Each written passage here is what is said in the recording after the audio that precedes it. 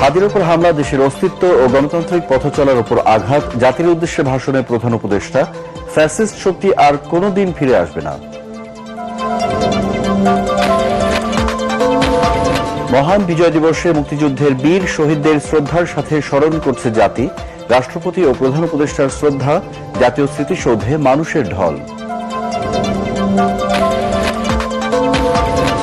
মুক্তিযুদ্ধের লালিত স্বপ্ন আজও পূরণ হয়নি, মুক্তিযোদ্ধা সহ সাধারণ মানুষের প্রতিক্রিয়া, রাজনৈতিক সংকট উত্তরণে জাতীয় ঐক্য ও গ্রহণযোগ্য নির্বাচনের তাগিদ।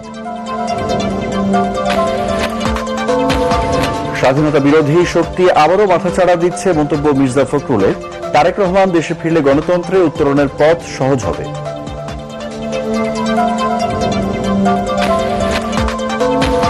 পালিয়ে গিয়ে দেশকে অস্থিতিশীল করে তুলছে আওয়ামী লীগ, জামায়াতের আমিরের অভিযোগ, নির্বাচন বানচালের যে পায়তারা চলছে তা প্রতিহত করা হবে নাহিদ ইসলাম। এবং বিজয় উদযাপনে সশস্ত্র বাহিনীর মনোমুগ্ধকর ফ্লাই পাস্ট, জাতীয় পতাকা হাতে প্যারাট্রুপিংয়ে বাংলাদেশের বিশ্ব রেকর্ড।